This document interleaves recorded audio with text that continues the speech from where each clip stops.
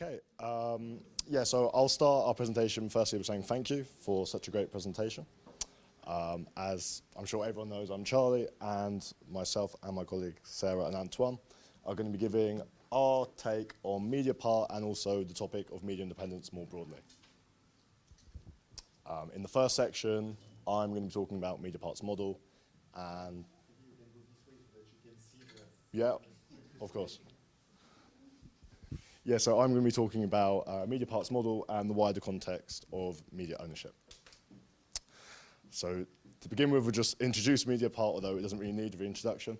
So Mediapart was established in 2008, and they sought to create a completely digital, completely participative, and completely independent media outlet.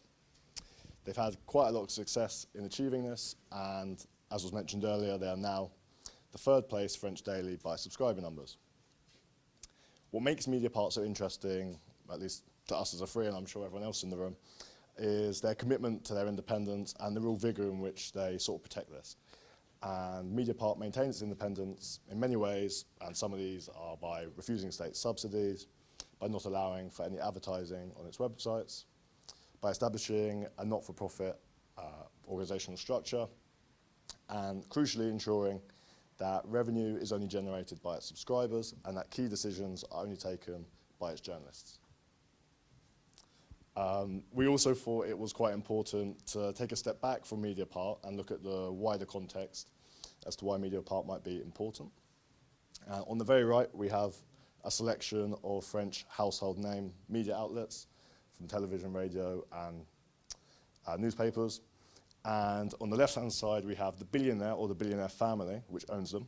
And in the spirit of their wealth, we've ranked them via how rich they are. And what we can see, essentially, is that a select few people in France have a hell of a lot of power and influence over much of the French media. Next slide, please. I myself am from the UK and Sarah is American, so we also thought we'd have a little look at whether this was a similar trend in our own countries with respect to the amount of influence certain companies had. And so in the UK, 90% of UK national newspaper readership is owned by just 3 companies. And with respect to online news, the top 5 publishers in the UK account for over half of all online news.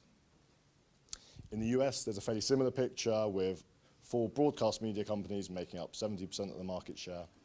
And with regards to the media industry more broadly, the top 4 companies also make up 35% of the market share. So we sort of came to the view that the cases of France, not just France, but also the US and UK, present a bit of a threat to independent media. We've seen billionaires and powerful companies essentially try and gobble up their competition and expand their own influence. So Mediapart, as highlighted by the previous presentation, was aware of this, but in fact, The Guardian had this sort of vision many, many years ago, back in 1936, and the Scots Trust was set up to essentially take ownership of The Guardian and to place it in a not-for-profit structure, with basically the idea being that The Guardian cannot be bought or sold today or tomorrow, so that it will maintain its independence forever. When Mediapart was first founded, there was 4 founding journalists which had some capital in the company, and of course this opens up the potential risk in the future of this capital falling into malign hands, maybe even one of those billionaires we mentioned earlier. And so Mediapart evolved and set up the Fonds pour une Presse Libre, which I'm sure I've butchered the pronunciation of, to hold 100% of Mediapart's capital in a non-for-profit structure. And the main aim of this is to ensure that private capital and private interests are excluded from Mediapart's organisation today and tomorrow.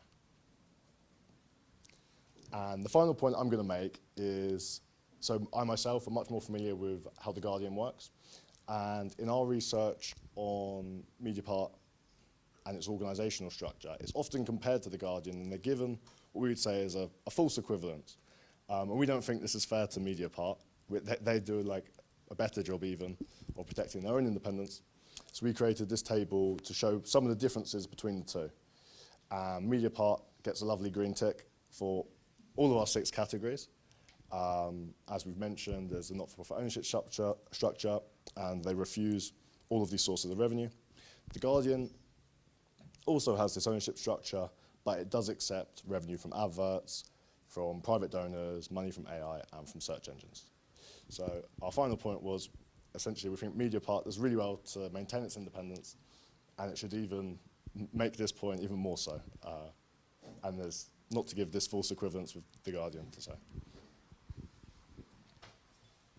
So in the second section, we're going to talk about how Mediapart is so successful, how that came about. We have a little bit timeline. It was on the 15-year anniversary of Mediapart that they selected their 15 most influential stories from their reviewers. But I just wanted to highlight two, which one of them you already kind of talked about. The first one is the Betancourt, the Stolen Secrets of the Republic. This one, if you're French, you might already know, because it's pretty famous, but the owner of L'Oreal, they found evidence from private recordings with her butler of a whole scandal in which the then president was implicated. And then, as you can see, they went from 15,000 subscribers in the beginning of 2010 to 50,000. So one part of the success is finding these breakthrough stories. Again, with the KRYUS account that we talked about already, the subscribers in 2 years went from basically doubled. But in 2013, there was a tax battle that they said might have been retribution, where they had to pay over $3 million in taxes for being an online platform instead of a newspaper, even though the legislation got changed anyways and the taxes were lowered for online platforms down to newspaper level. But then the one I wanted to highlight actually happened last month into the Organized Crime and Corruption Reporting Project. This article revealed a structural dependence on the US government by one of the largest investigative reporting organizations in the world. And they had funding from the USAID and also a State Department bureau. And they found that they had the right to veto key staff, even though they haven't, and that the funding from Washington couldn't be used to investigate the US. Nowadays they have even more funding, but in the inception, it was confirmed to have an impact in avoiding US investigations. And some funding is directly towards US interests invested, and so you can see the graph of the budget. Mediapart had the unique position to resist this pressure despite consequences. Actually, this one's first. The German public broadcaster, NDR, initiated the project, but actually it was censored and never got released. Mediapart was the one to release the investigation because of pressure from the head of the OCCRP. I forgot his name.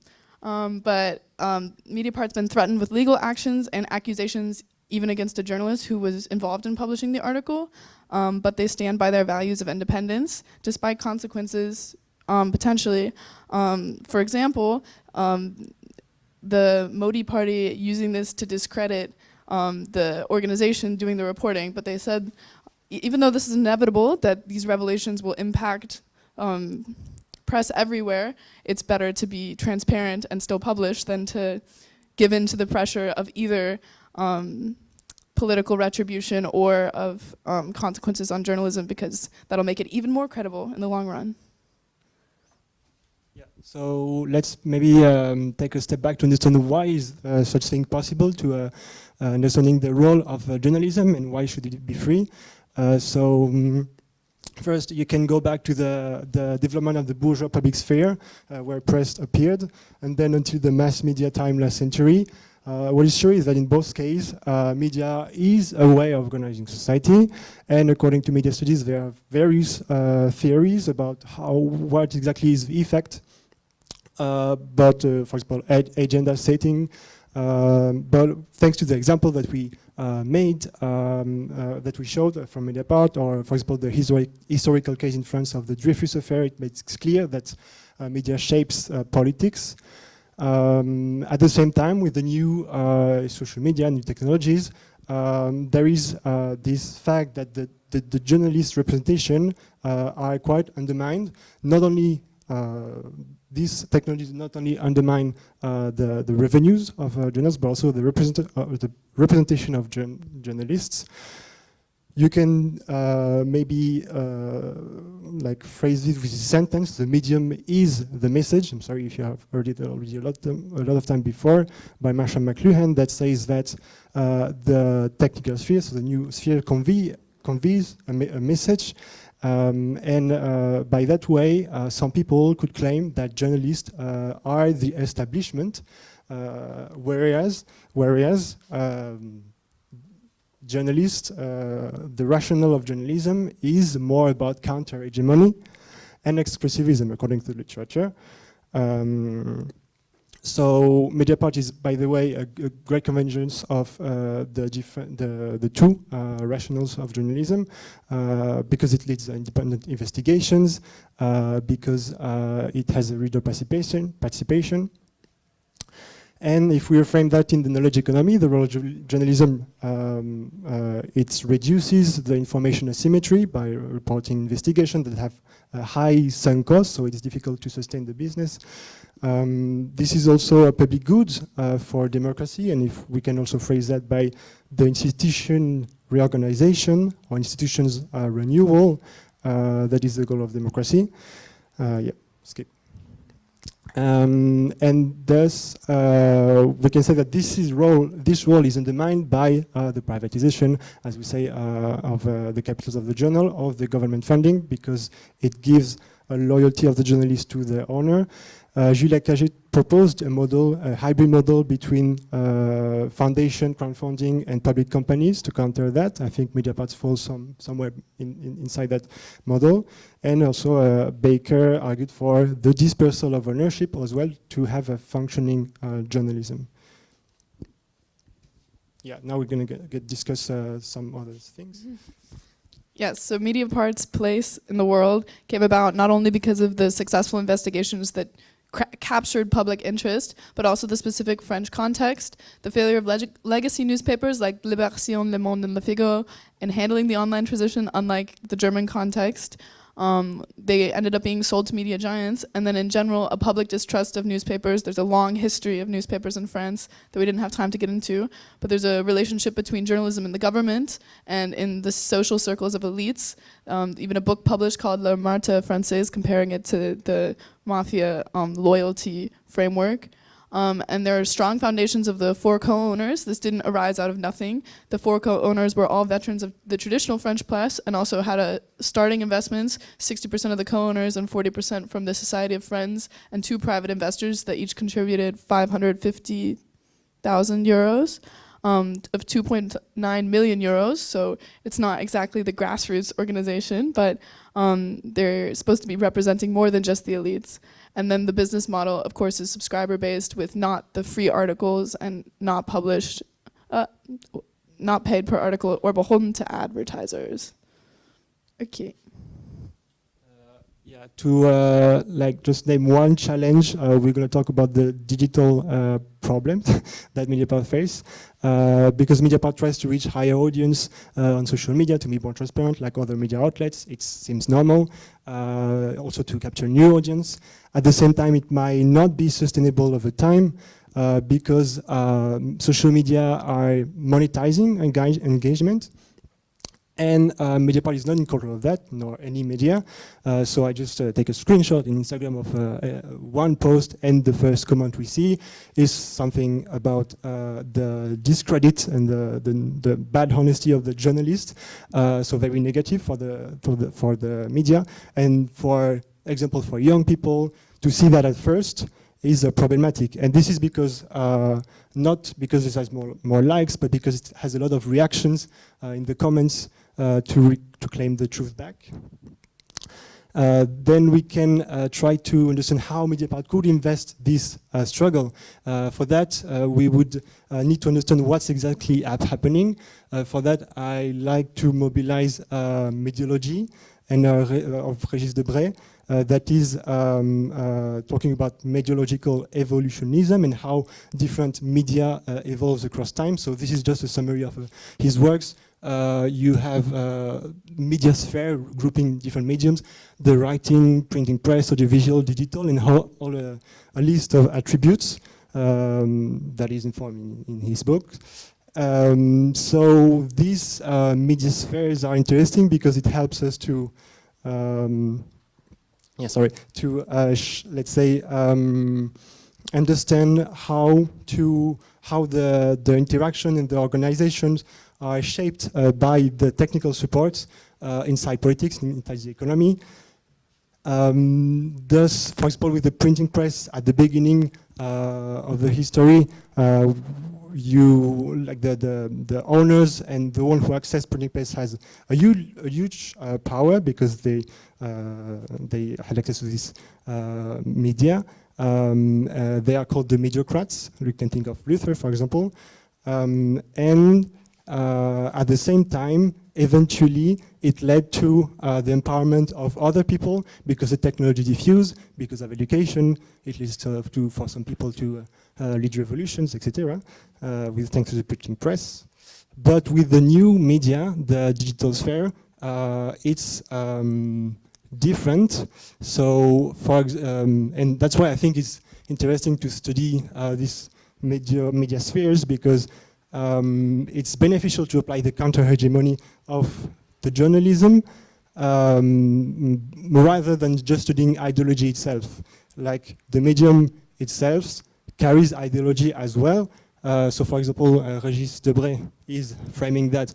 It's a bit debatable and I think it can be changed, but the reference axiom of the digital sphere is no longer it's true, it's works. So if we see, for example, the comments on Instagram, we can see that if negative comments or something that is denying the truth is, let's say, put at first thanks to the algorithm, thanks to the complex engineering behind, then it works. And they don't need to tell the truth or reference, they just win the battle like that.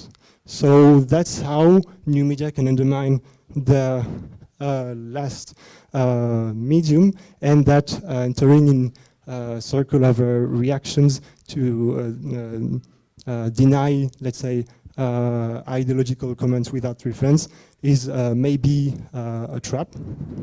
Next. And for that, to ask a question of how Mediapart could invest in this battle, it's to lead the technical battle in innovations inside media. For example, the Guardian Scots Trust created a venture capital and mobilized £42 million to innovate in media technologies. Of course, maybe you might ask why I'm talking about venture capital, why I was talking about Régis Debray, who fought with Che Guevara in South America, was clearly anti-capitalist, and now I'm talking about venture capital. It's true. We have to think about economic model of innovation in that journalism objective. And for that, to our eyes, it seems that the fund for a free press could be a way to invest in innovation with a team of people to build those common-based innovations that tries to tackle let's say the current reference axiom of the technologies, which is it works and no longer it's true. So with the FPL, it could, for example, build a common fruit and have more inertia, also because it can let's say, interact with other initiatives in journalism, as it's already the case. So Mediapart Club could be a part of this innovation, but I think the same that switching on Blue Sky, it may not change the design, and it's more about the policy, moderation policies, but the design is not to make consensus-based technology that can be beneficial for the objectives of a journalist counter-hegemony goals. So yeah.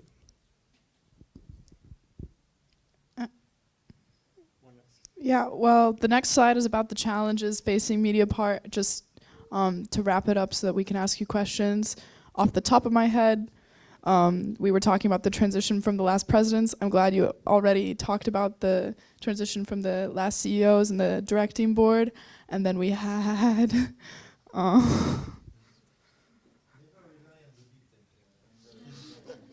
transitioning from X and the like, and the current social media, political mediascape, the success of the subscriber model, but competing in the attention economy, the independence from pressure, and how really independent can you be when everything is politicized and interconnected. For example, the taxes and the many, many lawsuits, so far successful, but the fears about the future. better representation regarding the class structure surrounding journalism in itself and the fact that it takes money, and then, yes, upholding the values when everything's gone to shit. These are our final questions. No!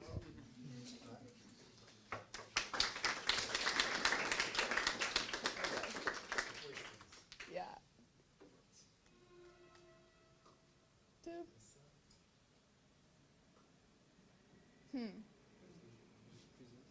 It says start from beginning.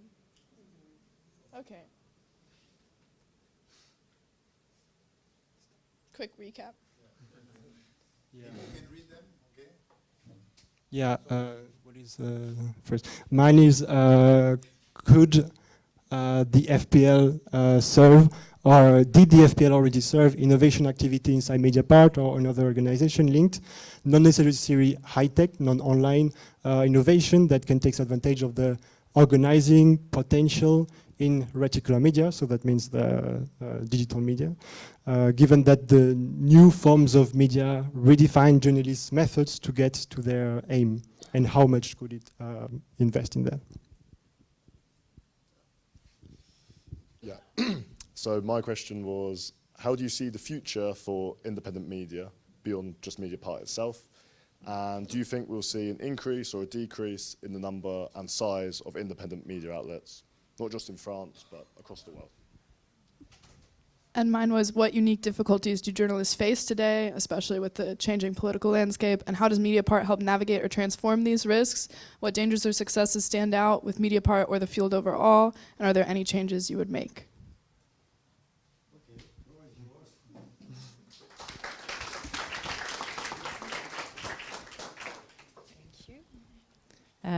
Thank you for your work. It was really interesting.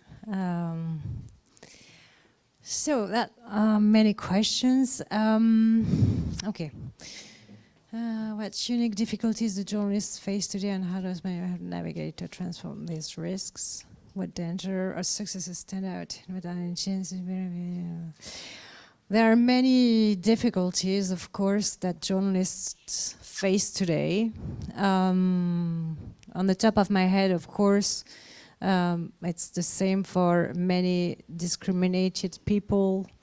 There's a lot of violence. We receive a lot of death threats, and we have very strong security problems. I mean, we do what's best. We really think about it. We used to be a very carefree collectivity, like we would, you know, just work with like an open door and anyone could enter the newsroom. It was, when I came in 2018, that was the way it was, and the times changed, and of course the fascist sphere became more and more organized and more violent and more threatening. So we have a lot of them. That's we're dealing with it really right now, especially because we revealed something like really crazy. Was an investigation on there's a platform that's called Kick, a streaming platform that I don't really know, but and our journalists discovered that, investigated the fact that they were earning money from hitting people with handicaps. That was the way, and they were like telling that community, give us money and we would, you know, just violent these people, etc., etc. So the story came out, and the people who did that, of course, they were arrested and they might go to prison, and their community is furious because they were enjoying it so much. So now they're attacking us all the time. But we're really used to it. We usually try to deal with it, but that's a strong difficulty, and it requires changes and reflection in the structure. You know, we have a like evolving HR policies, because also we started sending people in war zones, which we didn't know before. It started with when Russia attacked Ukraine. So we are spending more money on giving information so that they are safe when they go, and they don't go too close to the war line. But that's you know, we have a very strong sense of social dialogue inside the company. We discuss a lot, and we always try to be better about those security concerns. I don't know if it's a difficulty, but we also really vigilant on diversity questions, and renewing and hiring journalists outside the box, because it's true that journalists in France, they all come from some kind of the same social places, and we try to have a active policy on diversity, like social diversity, diversity of origins, sexual diversity. We have many, like we have someone who's trans. We have like we try to resemble the society we talked to. So, and there's a lot of journalists that were there at the beginning. They were like 25, 30 years old at the beginning, but then they're like 45. So we're aging newsroom. And even if we think of us as being very young, we are not. So we also try to put young journalists in the newsroom, because they bring something else, and from very diverse places, social environments, etc., origins, etc., etc., because that's the society as it is. That's the society we like and we want to talk to, and that's the progressive ideas we value. So that's a challenge also, because it's not always easy to do. And we have two positions in Mediapart. We have one gender editor, and we also launched a racial editor. Those two positions are made to help us be vigilant about bias in the way we write, about gender, about races, and we try to, to work on ourselves. We want to be as exemplary as what we write in our columns. We can't, point fingers at everyone saying, oh, you do this, you do that, and not, do the work in our place. So that takes a lot of time, and it's really interesting, and but it's challenging. I think bringing new people, young people, different people into newsroom is a very big challenge for papers in general. There any changer you believe would benefit Mediapart? That's a big question. I'll go to the next one. How do I see the future for independent media beyond Mediapart itself? Do you think we will see an increase or decrease in the number and size of it? So, ever since Mediapart was launched, we've always tried to help other independent media. So we took some small participation into media capitals, and we also give advice as much as we can when people ask for. And I have to say it's been quite an enthusiasm lately, because there are many people, especially young people, launching news projects, independent news projects, using the new technologies as well. Like they go a lot on social media, they share the codes of this culture, and they're doing some very good job. In France, I think about Street Presse, which works on far-right movements, or Vers le Média, which is an ecological media, and they're doing very good. And le Fonds pour une presse libre is helping them. We try to help. we really want to, we don't want to be like the only ones succeeding in being independent and successful. We really think we need independent media in France and everywhere else. And as for the future, I don't know, some of me think the latest evolutions are a good thing for independent journalism, because I think consciousness might, you know, rise a bit because of all the dangers that are coming. So I think that might be a dynamic for independent media. But at the same time, I think all those illiberal and authoritarian regimes are going to make it so hard for the independent media to do their jobs that it might be complicated, because they have many ways to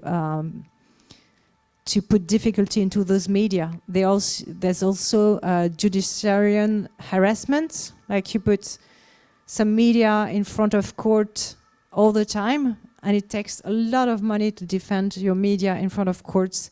And if you're not Mediapart, we spend like, I don't know, maybe 300,000 euros a year to pay our lawyers, but we can afford it because we win 25 billion euros, you see.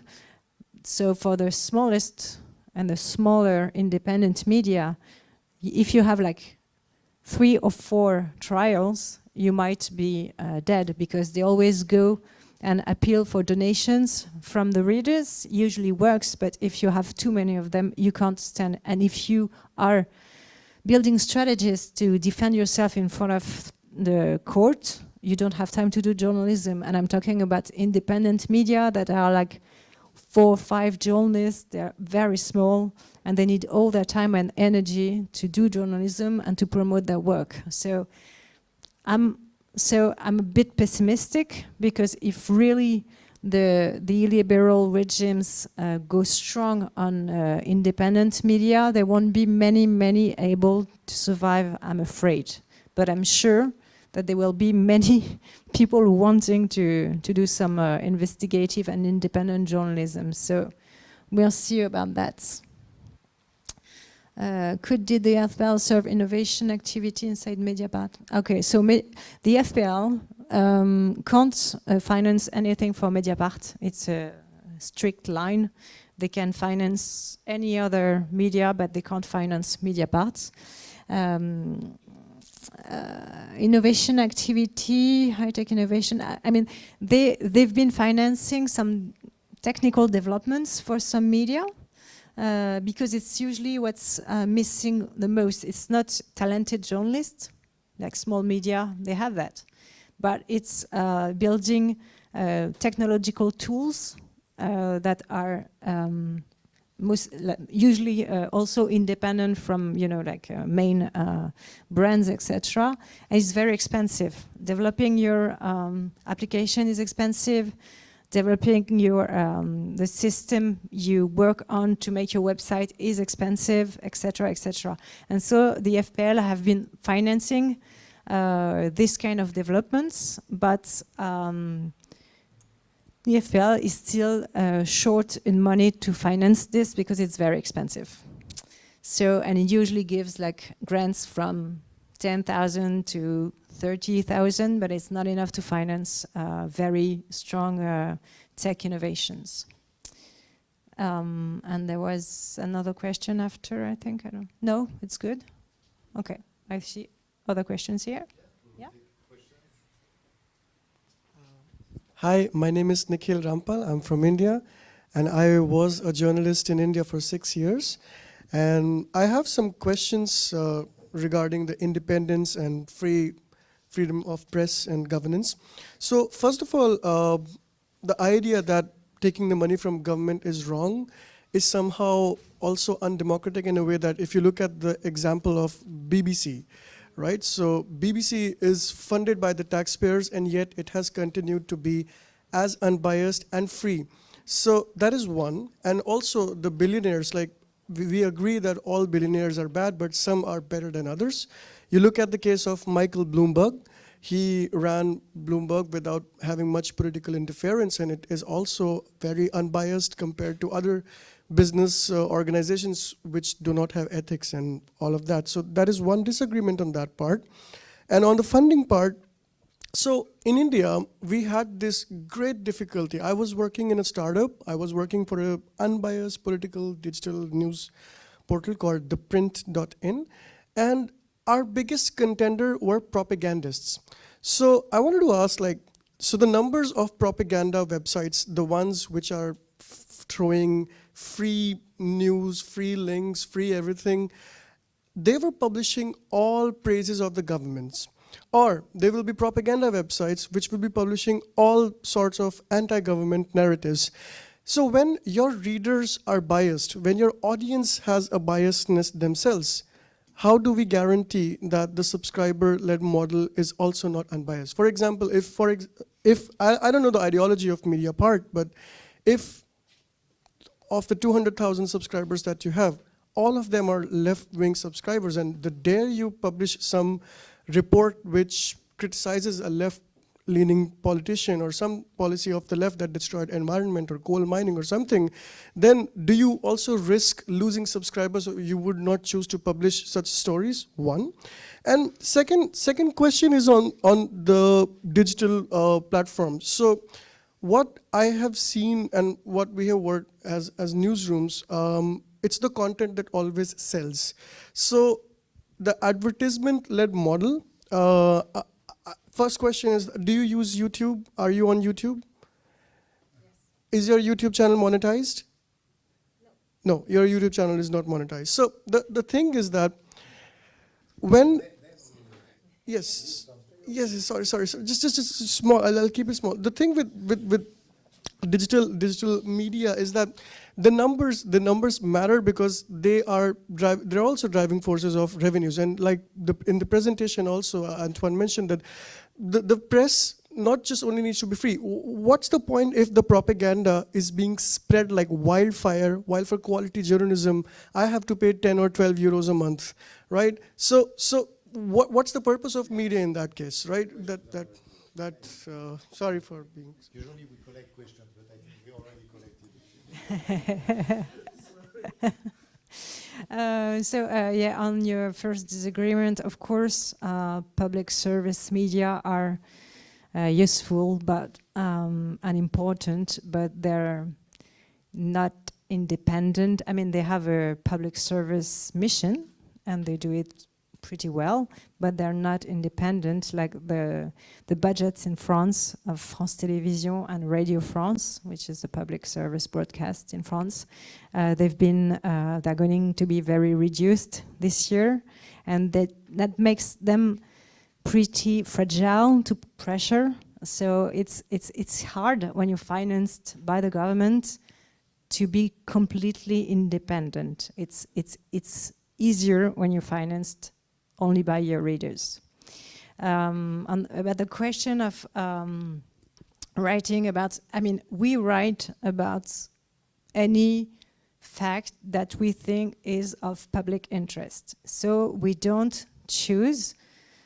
If we have a good story, whether it's about, a very good humanitarian association, a very nice civil movement, the OCCRP that you mentioned was really hard, because we say the biggest investigative consortium in the world is being financed by the USA, which actually chooses the subject that they can investigate on and cannot. And we've been receiving a lot of pressure, and a lot of friends, media friends, said, you are doing so much damage to investigation. It's hard enough like this, and you pull that outside, and it's very bad for us. And it's kind of hard, it still is today. We still have to explain why we did that, because we can't be what we are and have this story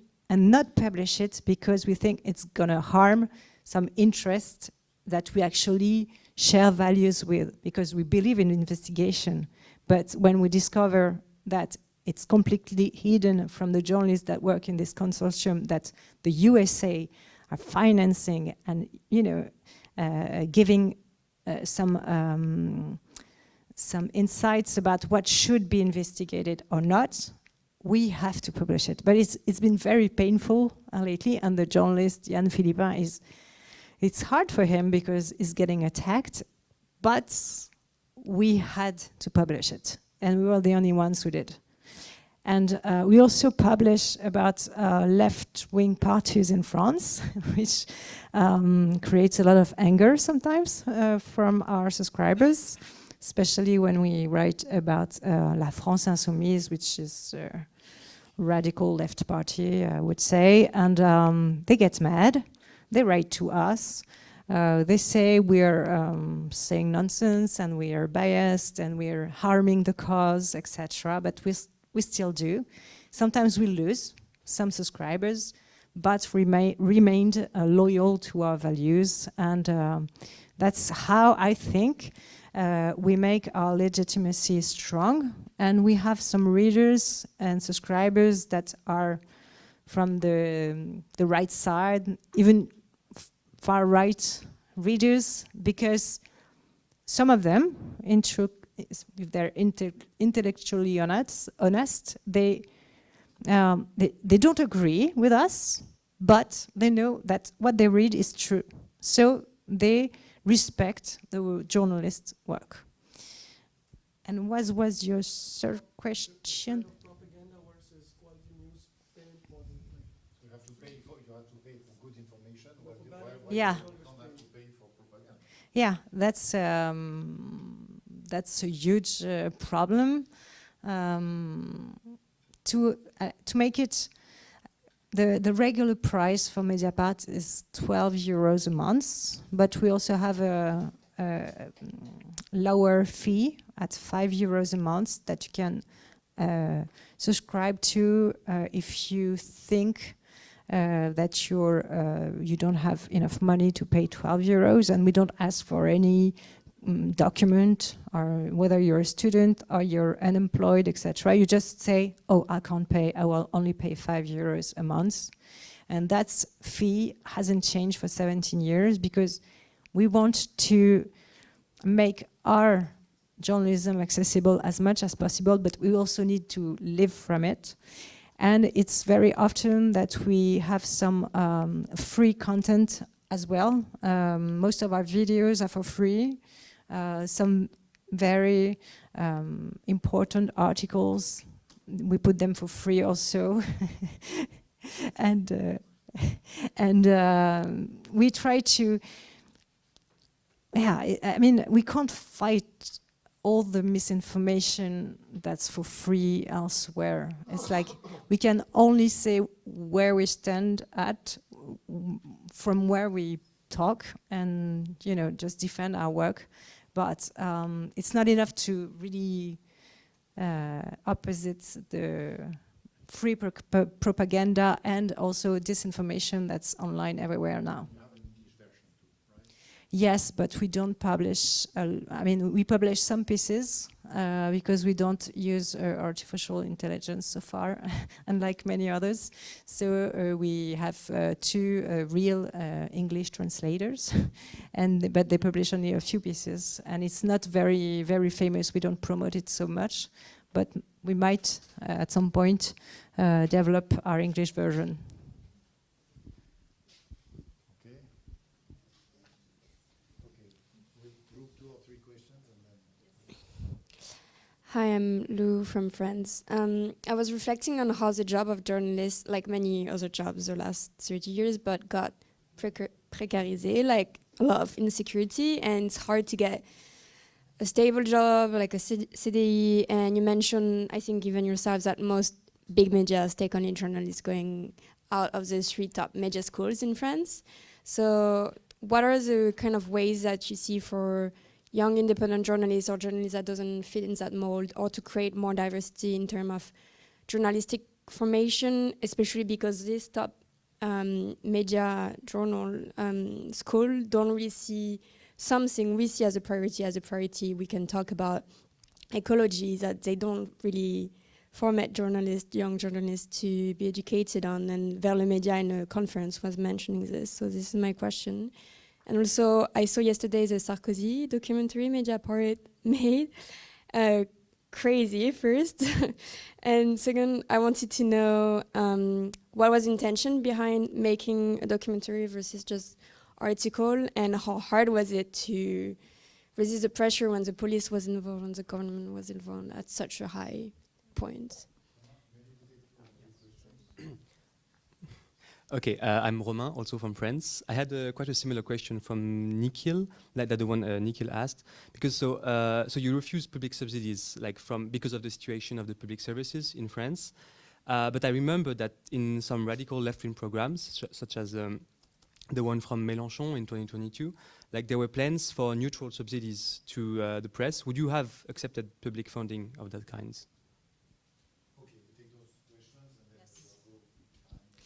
Okay.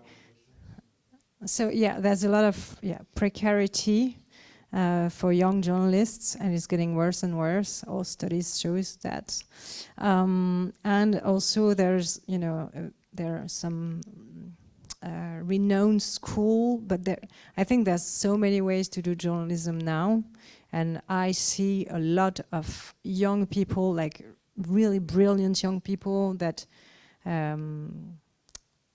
have themes they want to defend in a very personal way. So I mean, in Mediapart we work with non-permanent journalists as well, but we try to treat them as well as possible. We've increased the price of the article by 30% lately, but it's not enough to make them live as well as they should. So it's getting more and more complicated. Many media rely on non-permanent journalists. For example, you might know Le Canard Enchaîné. They have a ton of money, but they have just a few journalists en CDI, and all the rest are some non-permanent journalists. So we try not to do that, but we engaged in every reflection we can to help the young generation. We take some alternants, I don't know how to say it in English. We try a lot of journalists go to give conferences and lessons to help the new generation, but it's true that it's becoming harder and harder, and that when you start in journalism, you have to be able to write, to film, to make some podcasts. You have to do everything by yourself. You have to be able to put your video together, and it's a lot of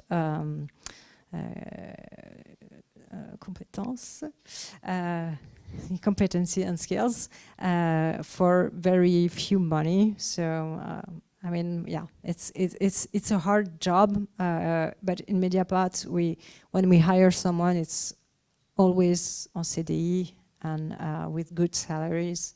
We try to do our best where we are, but it's very, very complicated. And as for the Personne n'y comprend rien, we just launched a documentary in the cinema in France about the Sarkozy-Gaddafi affair, which is the presumed financement of the presidential election of Nicolas Sarkozy by the Libyan dictator.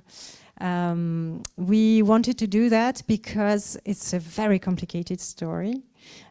We have like 160 articles on Mediapart, and the trial was opening on January 6th, and we think it's huge. I mean, there's nothing to compare to in the Fifth Republic. It's a huge scandal if the justice says it's true, which might be.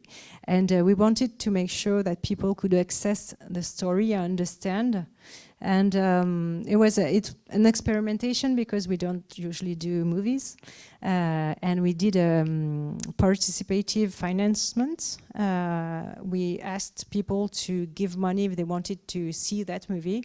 And we collected 500,000 euros in like a month. It was crazy.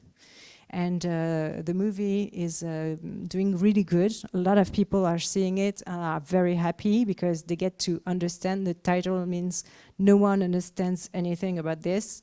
It's a phrase that's from Nicolas Sarkozy himself, saying this is all lies and nonsense and no one understands anything about this. And that's, you know, we tried to make it funny. And we're really surprised actually that so many people are going to see the movie, really happy too, because it might end up with our president going to prison this time and not just electronic bracelets. So yeah, that was, and we feared until the last very moment that they would try to prevent the movie to go into the cinemas, to some trial pressure, and didn't happen, so it's all good so far. And you were asking about yes, I know. Okay, public subsidies. If there were, I mean, some of the people we work with are thinking about having an independent center who would distribute public subsidies. So, if such a virtuous model could be found, maybe we would take them, but we don't need them, so we prefer to, so far we don't need them, so we would let it to the others until we can't do anything else. Okay, so plenty of questions, so here, so we'll take 4. Hello, I'm Pratibha from Nepal. My question was, in Nepal we have like a transaction act where if you are a media company registered, you have to abide by like certain like operation guidelines where certain contents, if they are like deemed harmful for national interest or like social harmony, you have to like take it down. And you can often bypass it if you are in good terms with the government in power, but you know, it's a tricky zone. So I was wondering how, like, I'm guessing it's still a registered media company in France, so what is the case like that here? And a little bit on the tech platform aspect where to get away from the big tech platforms and still keep the Mediapart's vision intact, I was thinking maybe have you guys looked into building your own applications, like an app which you can download independent from any big tech platforms? What is it like?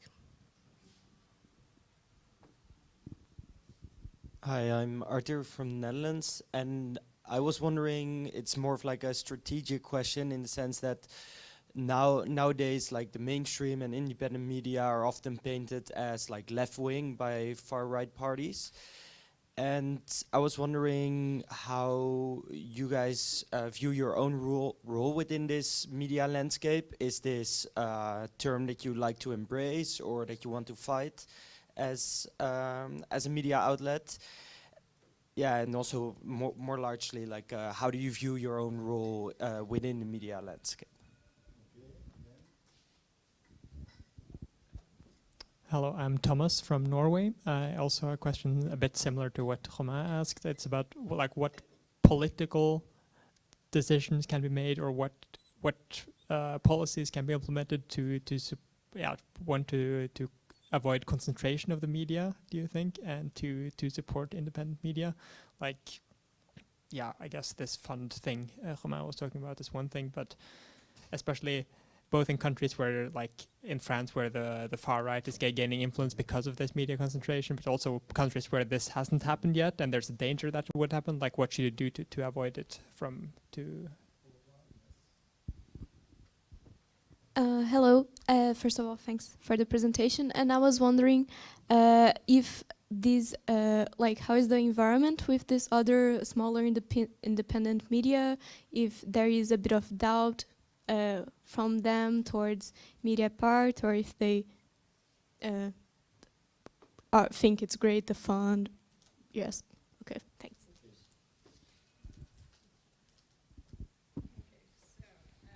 I'll answer yours first. Mediapart is seen, I mean, I tend to think that smaller media refer to Mediapart as, you know, something they value and admire. And yeah, that's the positive way of seeing it. But lately, one of them told me that we might at some point be seen as, you know, the lesson givers, or because we are so much bigger than the other ones. It's particular. We are in between. We have this independent media ecosystem, but they're all very, very small. And then there's us, being the third national general information paper online. And then the rest of the media, and we are kind of alone in between. We're like the big fish for them, but the small fish for the others. And so it's not always very easy, because, I mean, we created the FPL to help them, and we finance the FPL, and we also help as many media that we can, etc., etc. But I think our leader position also creates something that's not always nice for the others, because we are so much more powerful, so many more, and but we have very good in good terms, and especially since the last elections in June, because all the civil resistance that was organized in Paris, Place de la République, with the events, etc., that came from the independent media. None of the other media, not even Libération, which is supposed to be left-wing also, they didn't come. There was only independent media and L'Humanité. And so we really share some strong values.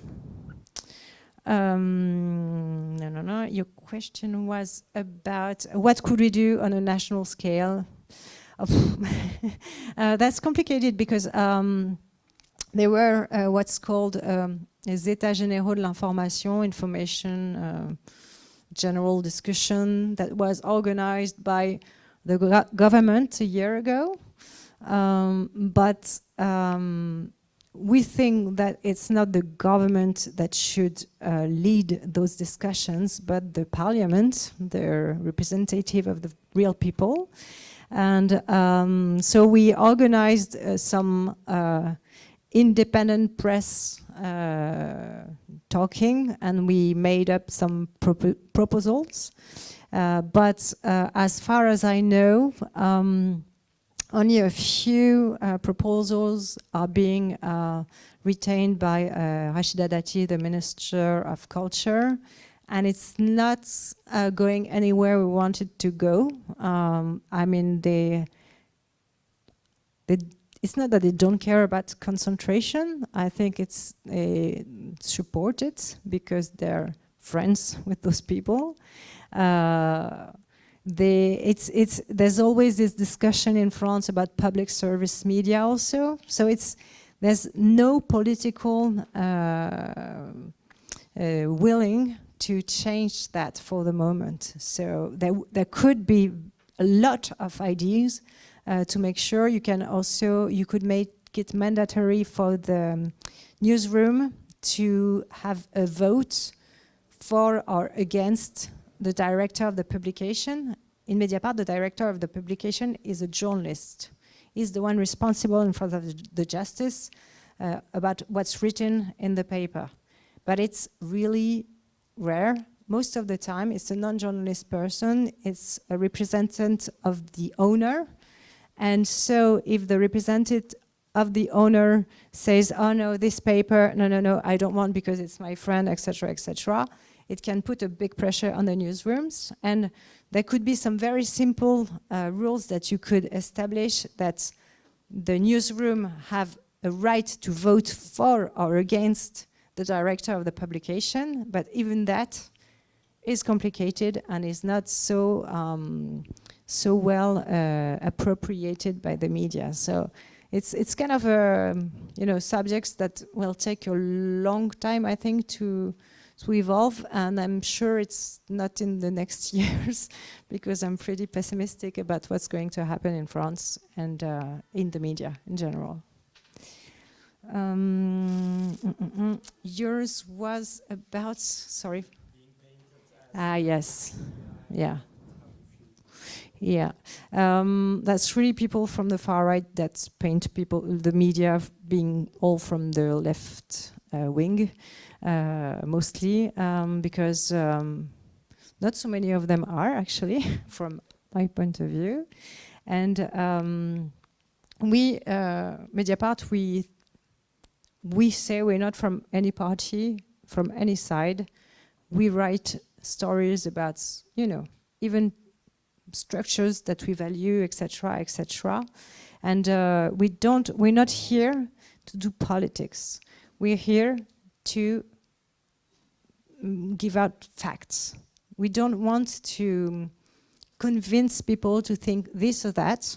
We just want to put them in their hands some facts, and they make up their minds.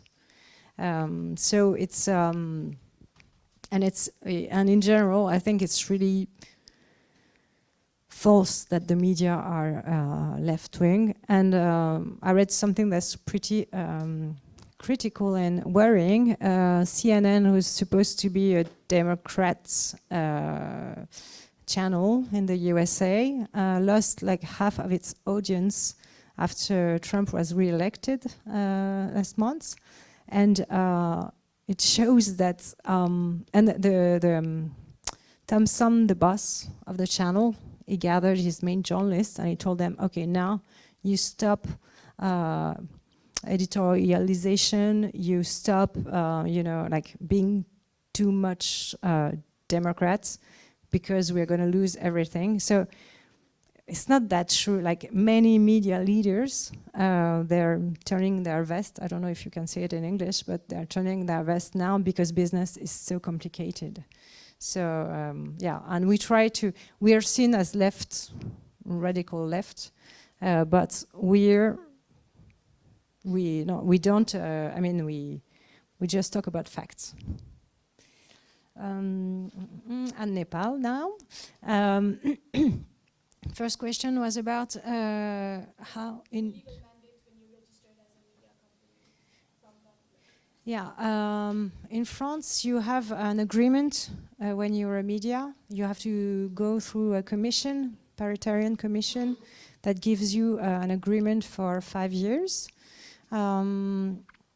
So it's a recognition of a journalistic structure, but then it puts no pressure on you on what you can write or cannot write, but you can have trials if you don't respect some legal points. In Mediapart, there's some regarding personal data, there's some regarding defamation. I don't know if you can say it, but it doesn't put. It's just a label saying, okay, you're a journalistic structure, and it's being verified every 5 years. Yes. Yeah. I mean, we have an application where you can read the paper on, but we're starting to think about what we could do. Regarding new technologies and applications, and you know, with the free technologies. So far, yeah, we've been on X and on Facebook, etc., because at some point you was still okay. It's not anymore, and Facebook have been. I've put media invisible for a long time now, so there's no point in being on those platforms anymore. But you have to think about how you can embark your community with you, because we have a lot of followers, and where to go. There's some safe spaces you can go to, but we have, you know, to adopt them. We're going on Blue Sky and on Mastodon now, and we are launching some tutorial for our audience so that they know how they can leave X and go to Blue Sky or Mastodon, taking all their, because there's a lot of value on those platforms. There's everything you've been writing about for years, And you don't own this, the platform owns it. And so we're trying to find ways to take this value out with our audience, and we're thinking for the future of new developments we could make to, to diversify the ways we could interact with our audience and, create some safe spaces for the future to think together and maybe act together. Maybe about the pressure of the state on the media, as you can mention, it was mentioned by Sarah in her speech, but maybe it was not caught by all of people here. VAT is different for medias, for press, and for common goods. And at one, it was supposed to be left-wing government, François Hollande. Maybe you can mention this story very shortly, because I think it's important. Yes, that's one of the. There were many fights in the history of Mediapart, and one of them was the VAT that was applied to the press. It was 2.1% for printed press and mainstream press. And when Mediapart launched its website, it said, "We're doing journalism. We're not just going to print anything." So, as journalists, as media, we should benefit from the same VAT than the rest of the press, because you can read the same information online or on paper. And that's a long story. I'm going to try to make it short. We went public on this. We would write to the administration saying we should benefit, and not only us, all of the websites that do some news should benefit from this VAT as the rest of the press. We also said we're not going to pay 20%, so we didn't pay 20%, but we were public and the administration knew.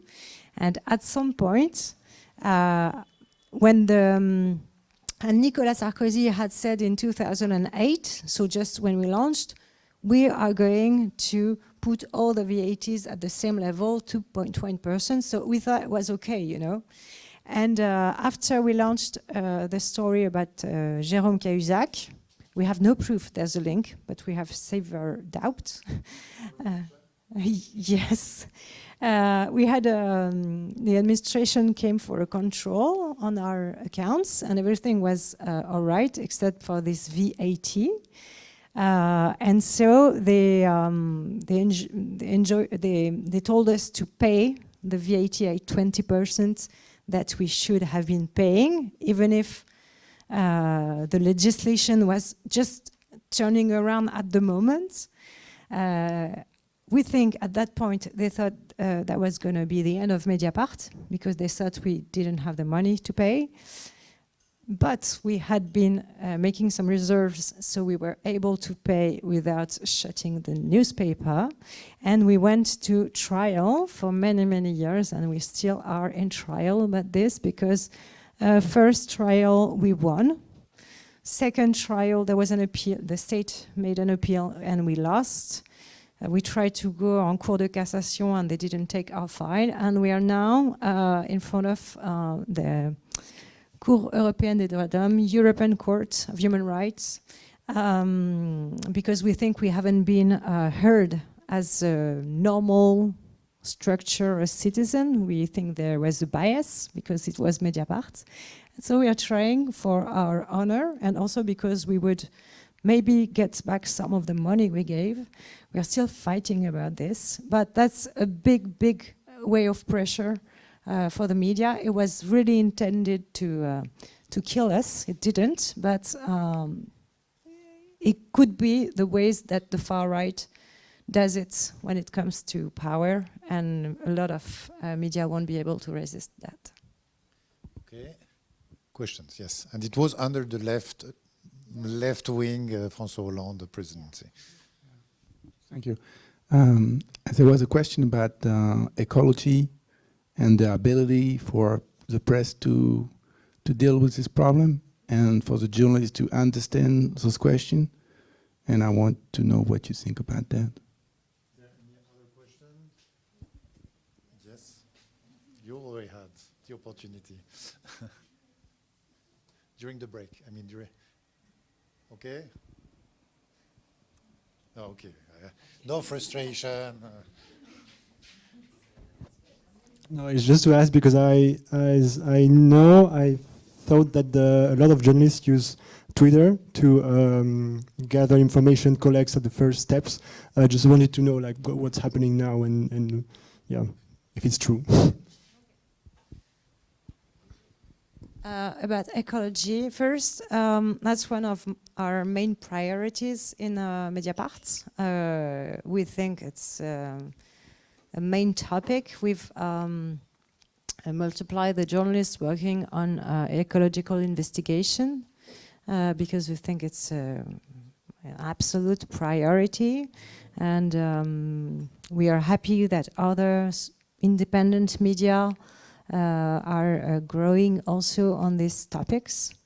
I have to say that, of course, we are more and more worried because it's becoming not a priority either in the USA or with the new government in France. So it's really scary. But we just launched a story about water lately. I mean, you've been heard about maybe the scandals about the water and the PFAS that are in the water, etc., etc. So we're working hard also on agriculture, and it's the way it contributes to polluting the soils and etc. And we have 6 journalists working on ecological matters, analysis and investigation. And Twitter, X, so Mediapart left X. We strongly encourage the journalists to leave X also, but they remain free to do what they want. But some of them are going to stop posting on X, but still investigate on X because it's a source of information that remains important. Maybe in the few months to come, it will be less interesting because a lot of people are moving away from X, but they can still use it as a tool for journalism. Yeah. Thank you very much. Thank you.